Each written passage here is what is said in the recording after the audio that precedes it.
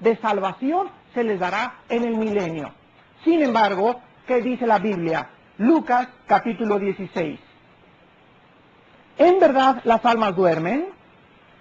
¿Existe un estado intermedio entre la muerte y la resurrección? La Biblia dice que no. Y en esta historia, en el capítulo 16 de Lucas, versículo 19 en adelante, quiero recordarles que no es una parábola. Una parábola es una similitud. Una parábola es un ejemplo para ilustrar una verdad espiritual con un ejemplo terrenal. Esto es una historia real. Lucas 16, del 19 en adelante. Y dice Jesucristo que había un hombre rico que se vestía de púrpura, lino fino, tenía Mercedes-Benz, traje Roberts, y cada día hacía banquete en su casa, compraba caviar, chivo y de todo lo que quiera. Y también había al mismo tiempo un mendigo llamado Lázaro. Estaba echado a la puerta de aquel, lleno de llagas, y ansiaba saciarse de las migajas que caían de la mesa del rico, y aún los perros venían y le lamían las llagas. Aconteció que murió el mendigo, y fue llevado por los ángeles al seno de Abraham. Y murió también el rico, y fue sepultado. Y en el Hades alzó sus ojos, estando en tormentos, y vio de lejos a Abraham y a Lázaro en su seno. Entonces él, dando voces, dijo: coge la punta de su dedo en agua y refresque mi lengua, porque estoy atormentado en esta llama. Pero Abraham le dijo: hijo, acuérdate que recibiste tus bienes en tu vida, y Lázaro también males, pero ahora este es consolado aquí y tú atormentado. Además de todo esto, una gran cima está puesta entre nosotros y ustedes, de manera que los que quisieren pasar de aquí a vosotros no pueden, ni de pasar de allá para acá. Entonces le dijo: te ruego pues, padre, que le envíes a la casa de mi padre, porque tengo 5 hermanitos cabezones, para que les testifique, a fin de que no vengan ellos también a este lugar de tormento. ¡Qué historia más preciosa! Aquí tenemos el clásico hombre que decimos cuando yo era ateo, yo decía: oh Dios, ¿por qué si eres un Dios justo, permites esos limosneros y esos niños sin cabeza y los niños en Etiopía? ¿Y por qué permites? Mira, Señor, esos son malos. Mires en su penthouse con 3 mujeres dentro de su penthouse y las risas, parece la mamá de Drácula como se ríe. Mírala cómo está riéndose y no le pasa nada. Mi conclusión: Dios es injusto. ¿No es verdad? Pero cuando venimos a la Biblia, nosotros encontramos lo siguiente: que aquí en la vida nos parece que los que triunfan y los que se divierten, ¿quiénes son? Los malos.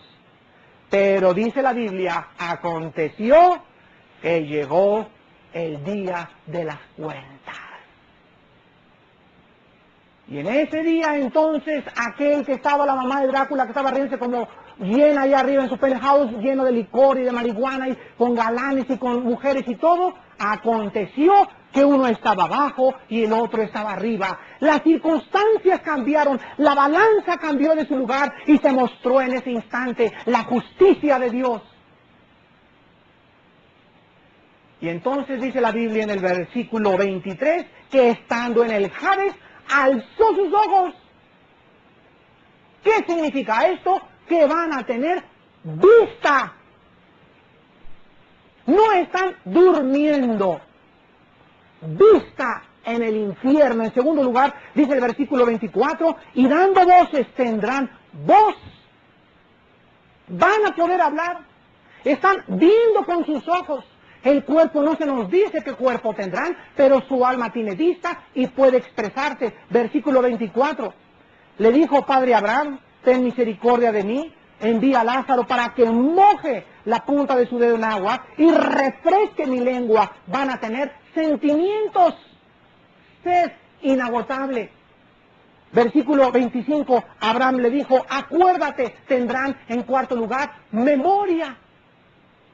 Sí, en el infierno recordarás a tus hijos y a tus padres y a los predicadores, y recordarás este día 24 de febrero de 1985 que Dios estaba hablando a tu corazón. Lo recordarás y te jalarán los pelos y será demasiado tarde. Dice el versículo 25 también, y Lázaro también males, pero ahora este es consolado aquí y tú atormentado. En el versículo 28 dice, tengo 5 hermanos, mándalos para que les hable de la palabra de Dios. También querrán orar y será demasiado tarde. Damas y caballeros, la enseñanza de que las almas duermen y de que hay un estado intermedio entre la resurrección y entre la muerte es antibíblico. Señores testigos de Jehová, esta historia de Cristo nos muestra claramente que las almas al morir, el cuerpo sí queda dormido, el cuerpo sí se desintegra, pero el estado consciente de las almas permanece por toda la eternidad. Vean ustedes también Apocalipsis capítulo 20. Apocalipsis capítulo 20, porque también los testigos de Jehová enseñan una segunda oportunidad. Apocalipsis 20, del 12 al 15.